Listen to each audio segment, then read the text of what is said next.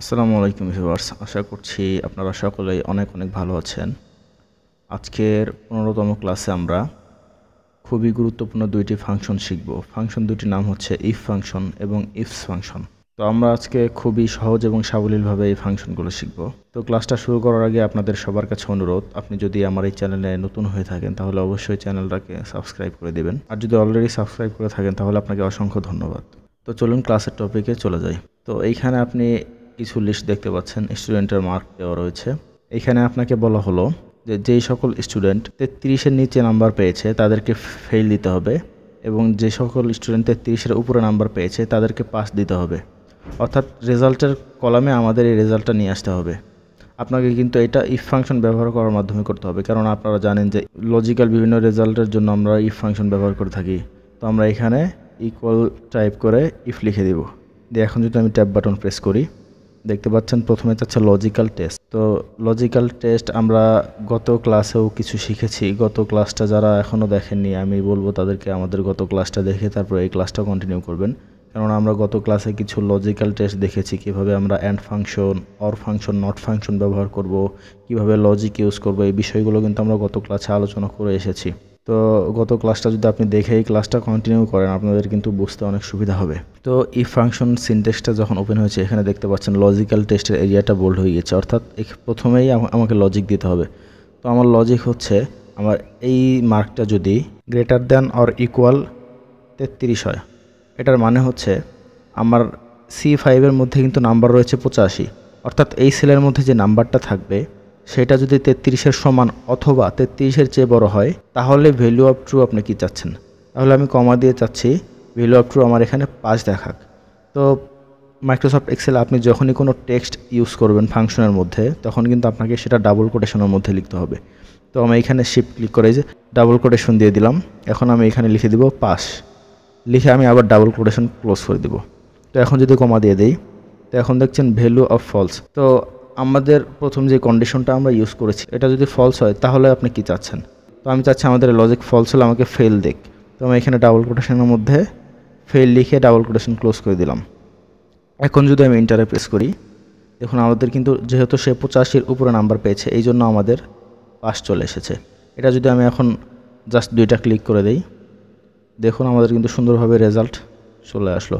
এখন অনেকে বলতে পারেন ভাইয়া এখানে ফেইলেরগুলো কীভাবে কালার হয়েছে। তো আমরা এর আগে কন্ডিশনাল ফরম্যাটিংয়ের একটি ক্লাস করেছি, সেখানে আমরা দেখেছি আমরা কিভাবে ভ্যালুগুলোকে, লেখাগুলোকে বিভিন্ন কন্ডিশন অনুযায়ী কালার করব, ফরম্যাট করব। তো আপনি যদি আমার সেই ক্লাসটা না দেখে থাকেন অবশ্যই সেই ক্লাসটা দেখে নেবেন। তো এই ফাংশনের ব্যবহার খুবই সহজ, আশা করি আপনারা বুঝতে পেরেছেন। এখন আমরা দেখে নেই যে আমরা কীভাবে মাইক্রোসফট এক্সেলে ইফস ফাংশন ব্যবহার করব। তো ইফস ফাংশন মূলত ইফ ফাংশনের চেয়ে আরেকটু অ্যাডভান্স। এটা মূলত ইফ ফাংশনের আপডেটেড ভার্সন। যারা মাইক্রোসফট এক্সেলে 2016 থেকে উপরের ভার্সনগুলো অর্থাৎ 2019, 21 অথবা মাইক্রোসফট এক্সেল 365 ভার্সন ব্যবহার করছেন তারা এই ফাংশনটা পেয়ে যাবেন। তো এখানে দেখতে পাচ্ছেন কিছু স্টুডেন্টের নাম এবং তাদের নাম্বার দেওয়া রয়েছে। এখন আমাকে এখানে গ্রেড বের করতে হবে।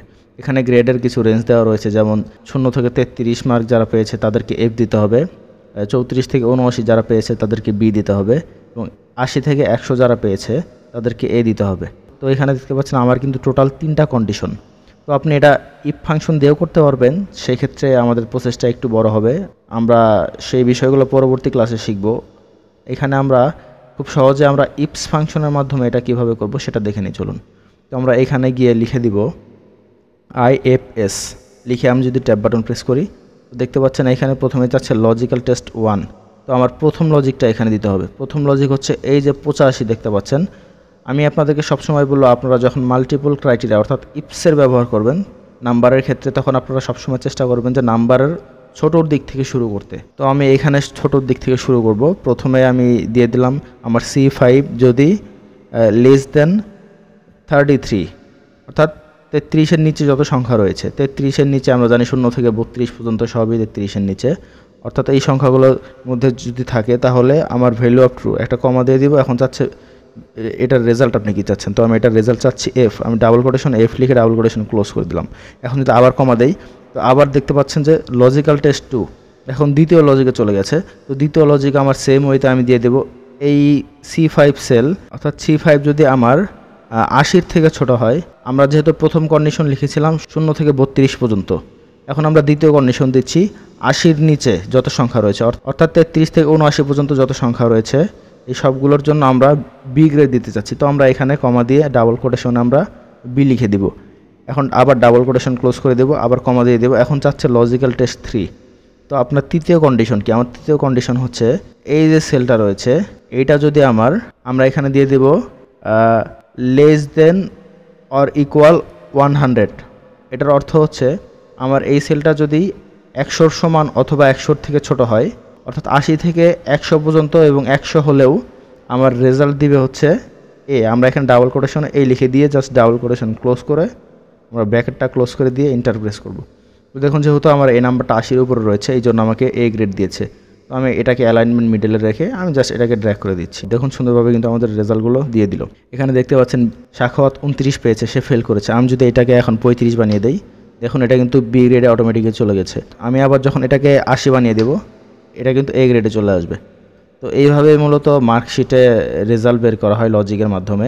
আমরা পরবর্তী ক্লাসগুলোতে বিস্তারিত আরও শিখব আশা করছি। এই ইফ ফাংশন এবং ইফস ফাংশনের যে বেসিক ব্যবহারগুলো আপনারা বুঝতে পেরেছেন।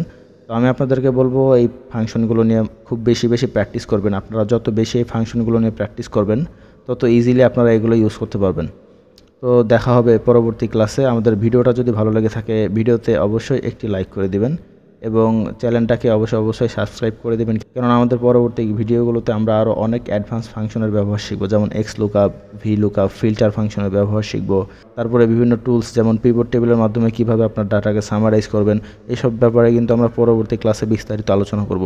তো এই জন্য আপনাদেরকে বলছি আমাদের চ্যানেলটাকে সাবস্ক্রাইব করে বেল আইকনটাকে অন করে রেখে দিন, যাতে পরবর্তী ভিডিওটা মিস না হয়ে যায়। তো দেখা হবে পরবর্তী ক্লাসে।